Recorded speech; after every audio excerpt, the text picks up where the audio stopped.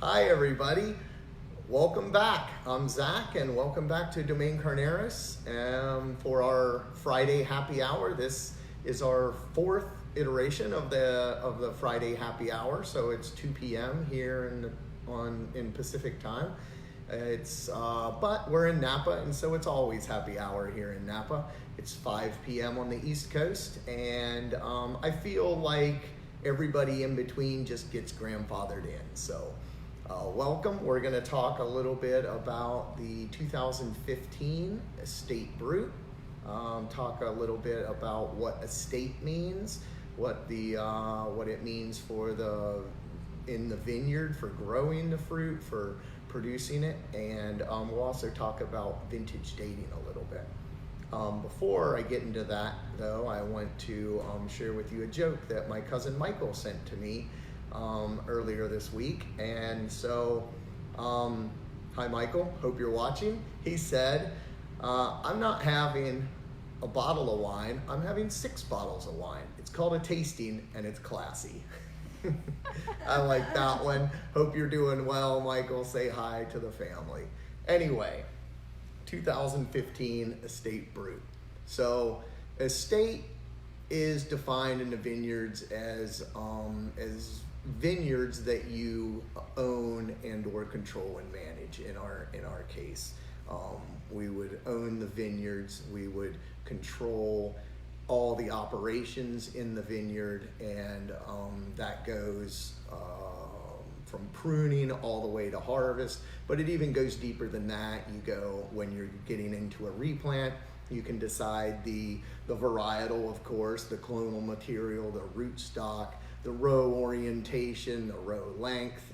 There's just a lot of decisions in the vineyard that we can control. And the advantage of this is we can control them for what's optimum for what we're trying to make. So, I really look at it as we're not growing the grapes to make the wine, we're growing the wine. We have the end product already in mind when we're planning the vineyard. And so that gives us a lot more control than, say, purchasing some fruit, which there's nothing wrong with that, but you're kind of stuck with what's already in the ground, and some of those parameters are out of your control. So that's one aspect of estate fruit.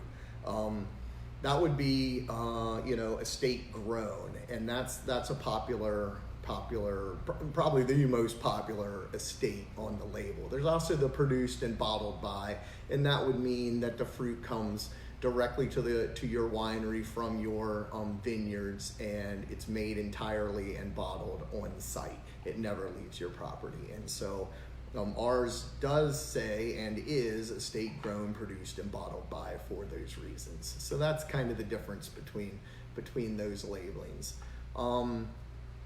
Let's see, we have 6 vineyards here in Carneros. We are in Carneros, as our name would imply, Domaine Carneros. We have 6 vineyards entirely within Carneros. Carneros is an interesting AVA for the reason that it crosses political lines.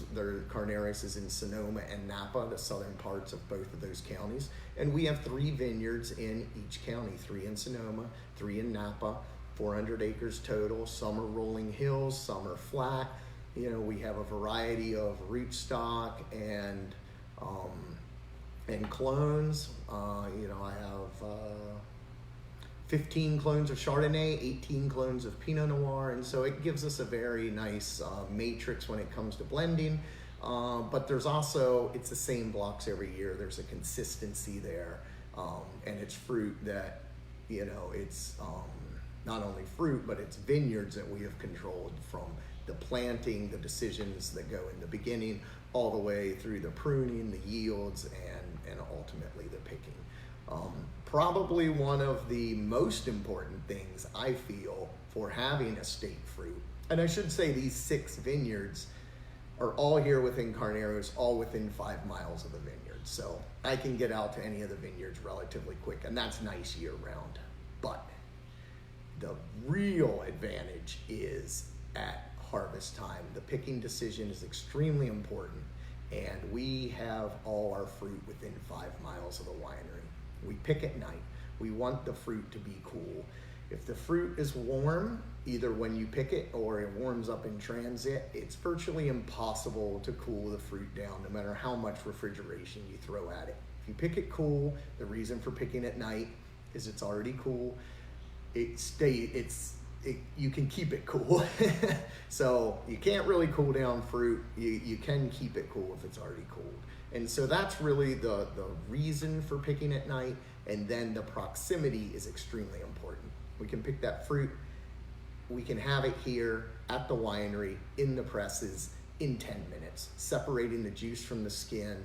And that is a real, that is a quality stamp that really can't be understated. It's a whole lot different if you're bringing fruit from across state or over the mountain and it's going to be in a truck for a few hours. It can be done, but in my view, the highest quality fruit is directly into the press and separated while it's still cool. So that we can achieve with all of our fruit. So that's really estate in a nutshell. We can talk about vintage here in a second, but I wanted to see if we had any questions. No, but we've got every single time zone represented right now. All right. Visitors from all over the place. No questions, but all time zones. So, everybody's in their own happy hour, as we discussed earlier, I hope. But feel free to throw out some questions if you want. I'll talk about vintage a little bit, and then we will get to the important task of tasting the wine. So, vintage date. So we have the 2015 Estate Brut. Can you see the vintage on here? No? Okay, very good. Well, it's under the label. 2015. So the vintage date.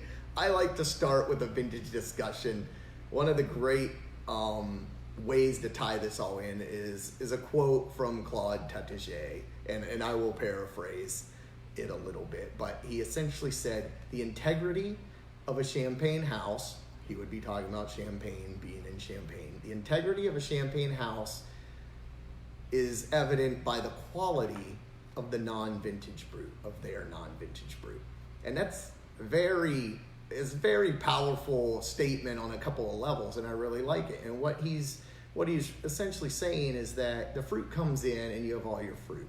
You're going to start by making your Blanc de Blanc, your Tête de Cuvée, in their case would be a Blanc de Blanc. You're going to make, after that, you're going to make your vineyard designates, your Clos or what have you. You're going to go into your vintage brut, maybe your Blanc de Noir, your Rosés. And what's left is your non-vintage brut. In a non-vintage year, it would be, on the totem pole. It's down there a ways, and it's kind of your lesser quality fruit. You would also throw in some of the reserve that you would hold in Champagne. And so what he's saying is that the non-vintage brut is kind of the lowest quality product that the house releases, and if that is a decent product, then everything else above it is better. And I really like that as an analogy for how the fruit or how the products work in the hierarchy of putting the blends together. And I would also like to say at that point that we don't even make a non-vintage brut. We only do vintage products, and we take that another step. So in U.S. law, to be a vintage product, 95% of the fruit needs to come from that vintage. And so that's a pretty easy one to achieve. French law, however, I can't say I know the percentage breakdown in French, but the real caveat in French law for method traditionnel, in their case Champagne, in our case sparkling wine, would be 3 years aged, for 3 years in the bottle. And so we not only don't make a non-vintage, our entry level is a vintage brut, we also vintage date our vintage products in accordance with the French law, which is a minimum of 3 years in the bottle. And it's partially a homage to the Tatagés, and it's really, you know, has grown into a quality stamp. I feel we have a minimum of 3 years. And of course, they said this was 2015, so boom, boom, boom, some quick math, carry the one. You can tell this is more than 3 years. We've aged it a couple extra years for you, and in the sparkling world, that is value added. So the 2015 Brut has been sent out on the recent club. So you club members either recently just received this or it is en route.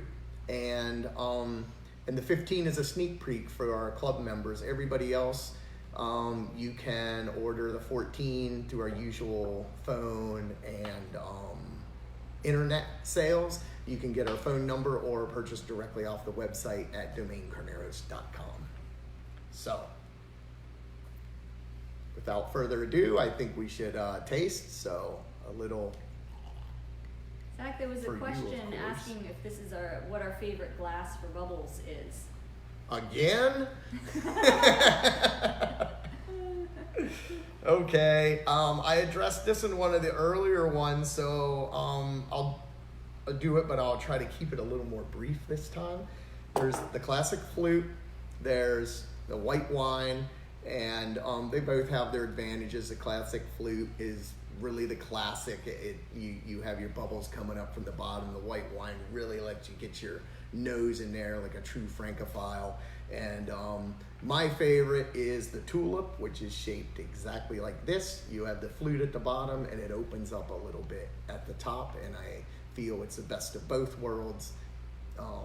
Just a nice common ground between the two of them. So there's the short version of that answer. Shall we taste then? We have the 2015 Estate Brut. Cheers.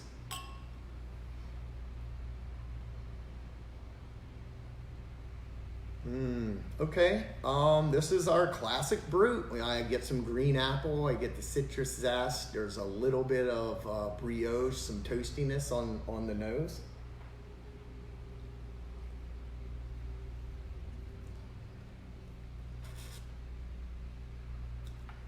And then more of our classic flavors, I would say. The pear really comes through, you know, some more of that, even more of that brioche and the citrus as well. Very nice, very long. I can still taste it, and that's a good sign. That is what makes you want to come back for another sip, another glass, another bottle, whatever the case may be, depending on how many people you have, or in Michael's case, how many bottles you have. This is the wine. Do we have any other questions? Nope, but a number of our club members are talking about just getting that in their shipment. So Excellent. Just receiving that. It went out a few days ago, so it probably depends on your proximity to Napa, is how quick you get it. But for those of you that haven't received it yet, it is on its way. It's only a few days away, and I hope you enjoy it. We're at 15. I guess that's it. Thanks for joining me. These are becoming a staple, and they're a lot of fun. I can't wait for next week. Until then, stay safe and stay sane. Cheers.